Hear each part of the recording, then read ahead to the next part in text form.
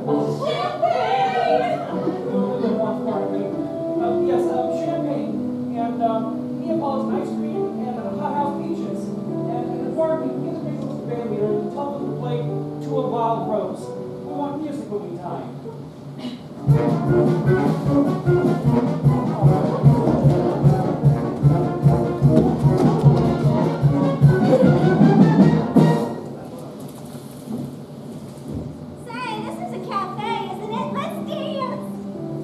Elders do not dance, Miss Money. We're Presbyterian. All right, I'll dance myself. Here's $2. Give it to the band leader and tell him to play something refined. I'm gonna do the hoochie coochie.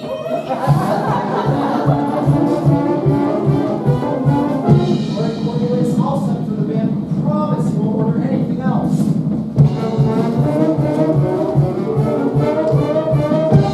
You wait here, Miss Money. I'll tell them to play a nice waltz.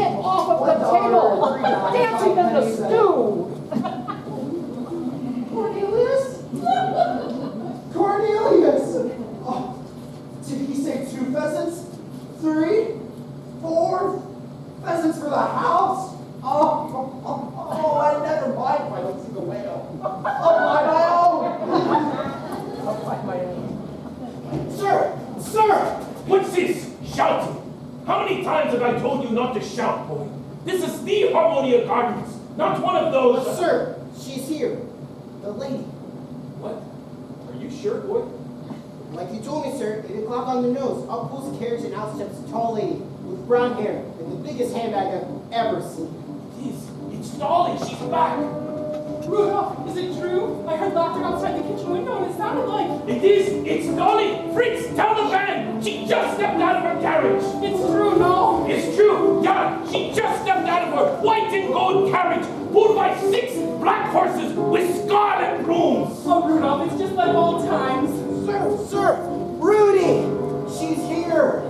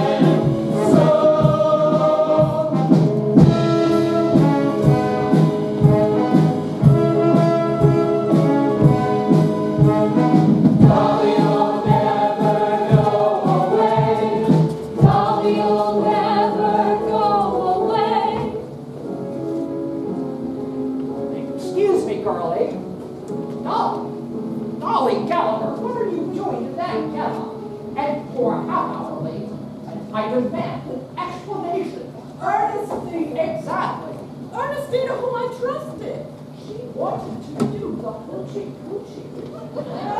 She always was artistic. Now, Horace, I'm going to have to bring our table down front. There's someone in the dance competition I particularly want you to see.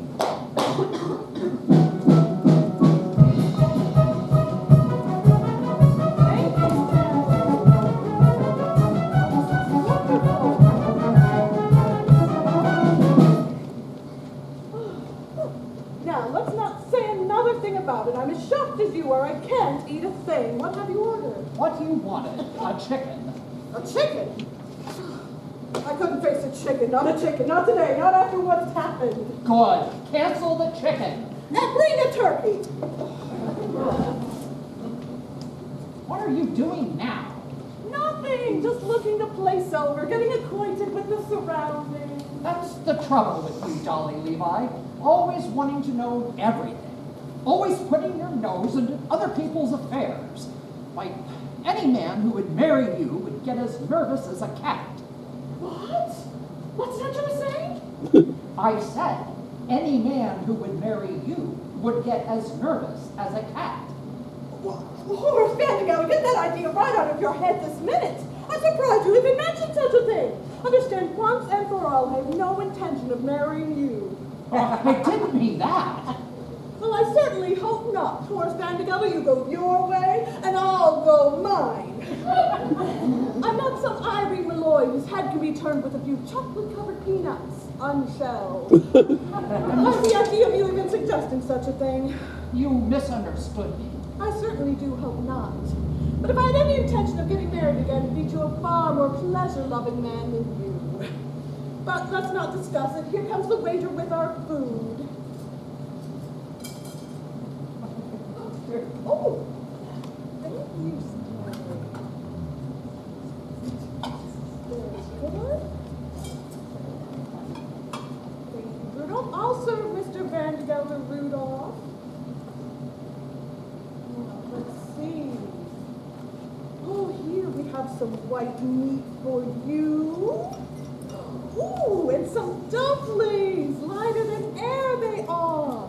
Oh, and some giblets. Oh, so tender and so good for you. No, Horace Vandergelder, you go your way and I'll go mine. But as I was saying, Horace Vandergelder, you go your way and I'll go mine. There is one more thing I ought to say before we forget about it. I didn't bring anything up at all. One more thing I ought to say. It's true, I'm a woman who likes to know everything that's going on. I like to manage things. But I wouldn't like to manage anything as out of control as your household. You'll have to do that yourself, God helping you. It's not out of control. Very well, let's not discuss it. Ooh, have some beets, Horace, they're good. I don't like beets. That's nice. No, a complaining, quarrelsome, friendless soul like you is no sort of companion for me. You salt your beets, and I'll salt mine. Will you stop saying that? I won't say another word. Good. Except this. At your age, you should enjoy hearing the honest truth. My age. You are always going on about my age. Well, I don't know what your age is, but I do know that up in Yonkers with bad food and a bad temper, you'll double it in 6 months. Now, have some beets, Horace. They're good. I don't like beets. I hate beets. That's nice. Let's dig in. Now, the pity of it is you could be a perfectly charming, witty, amiable man if you wanted to. I don't want to be charming. But you are. Just look at you. You can't hide it.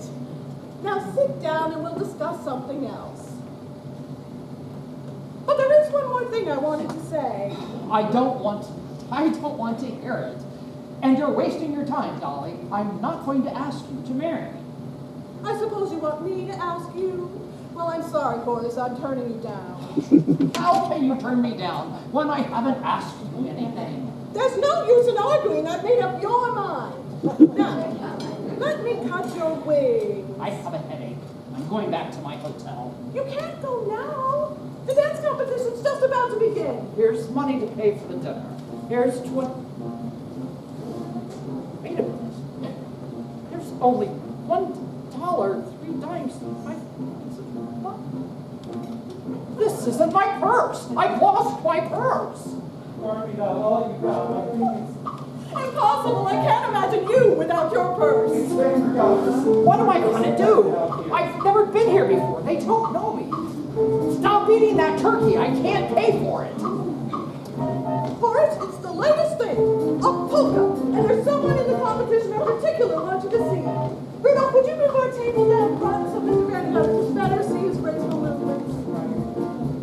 Wait a minute. That man, that dancer. Isn't he wonderful? With talent like that, he's sure to win the solid gold cup.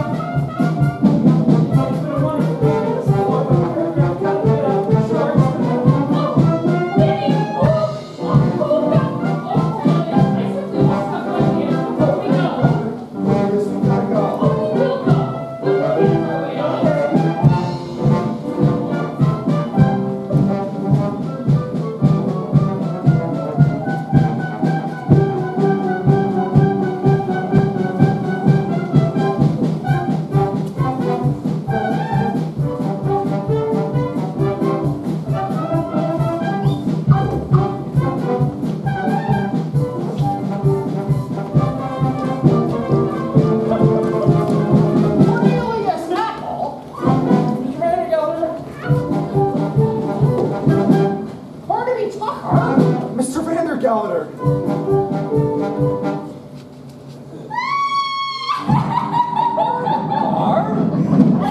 Dolly, Levi, this is your doing. What are you up to? Mr. Vanderbilt, I can explain everything. You see, it's... I don't want to hear your explanations. You're fired. Officer, arrest that man! All right, you're under arrest. You're all under arrest.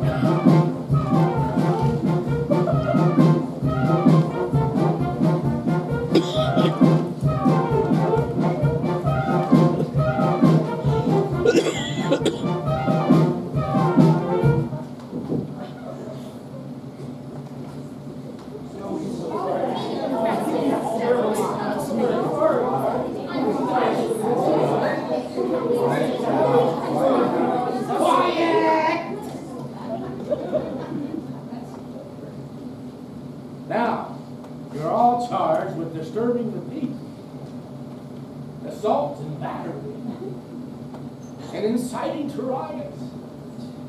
And some other equally severe publications of the laws of our city. Now, is there anyone here who can speak in your people? I said, is there anyone here who can speak in your behalf?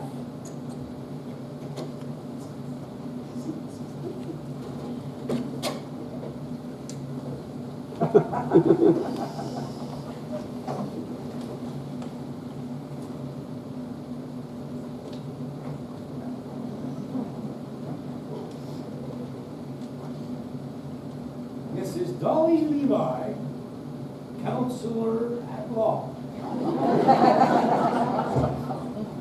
Your Honor, the defense rests. No, there's no need to call me witnesses, ladies and gentlemen. Not when I see upon that bench a brow that gleams with honor, a pair of snow-white whiskers that bristle with fair play, and a nose. I ask you, ladies and gentlemen, to look at that nose. A nose that shines in the night like a flaming beacon of justice. Your Honor, would you turn your head a bit this way so we can get a better look at your beacon?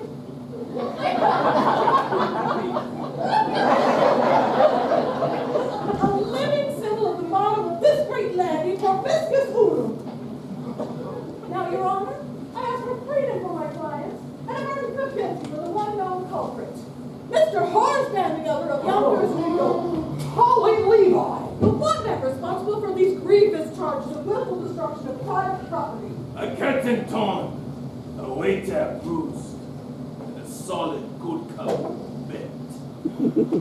Cruelty to a poor unfortunate minder. Would you mind repeating that here?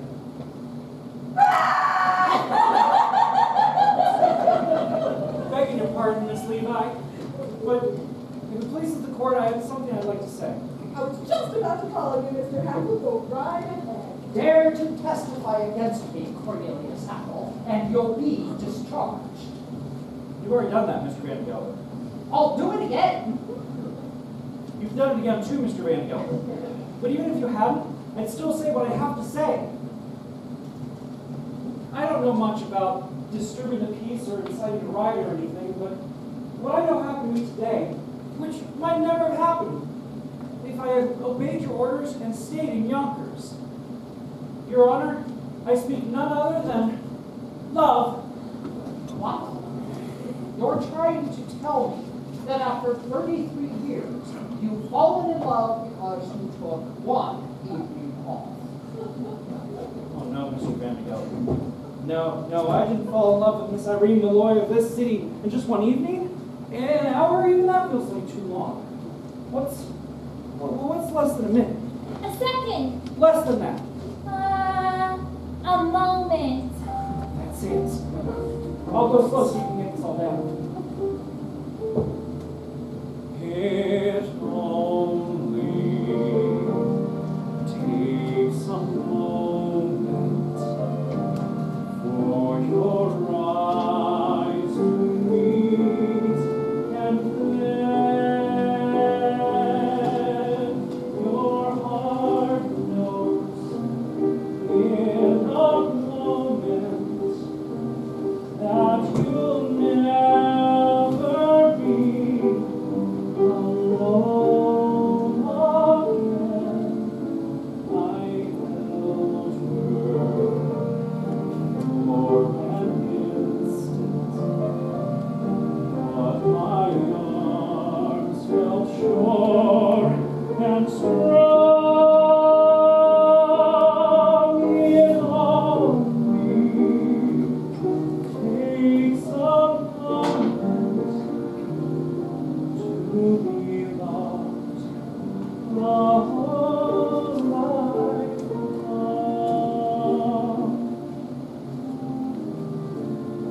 Isn't there so much wonderful in the world? There I sat cooped up in Yonkers, while wonderful people like Mrs. Malloy were walking around, and I didn't know it at all. I don't know if you can see from where you're sitting, but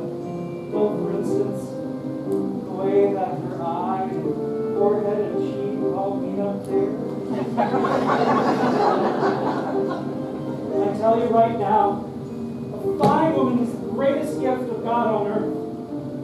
And of course, I've seen women, you know, but today was the first time that I spoke to one equal to equal. They're so different from men. And they're all mysterious too. You know, I bet you could know a woman for 100 years and you'd still never really know if she loved you or not. I lost a lot of things today. My job, my future, everything that people think is important. But I don't care. I could dig ditches the rest of my life, and I would still be a ditch digger for once in a wonderful day.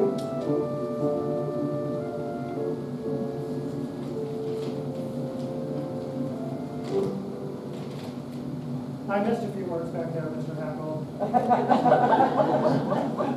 Right after it only. Some moment, but his arms felt short and strong. It only takes a moment. He held me for an instant, but his arms fell short and strong. It only takes a moment to be loved a whole life long. And that is all that love's about. And we'll recall when time runs out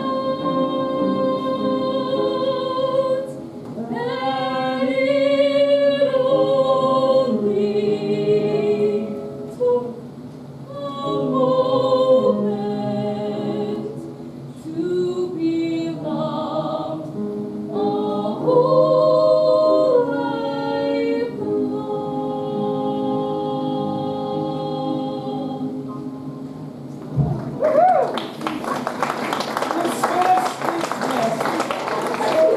Dismissed. Except for our youngsters, New York.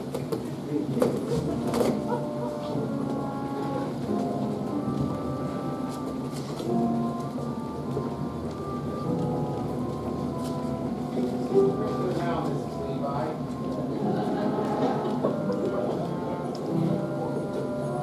Well, Horace, that's your life. Without needs, without clerks, without pride, and without your purse. I guess there's only one thing left to say. If it's to ask me to marry you, Dolly Levi, never, not in a million years, under no circumstances, would I ever marry you. That wasn't it at all, Horace. What I wanted to say to you was, goodbye.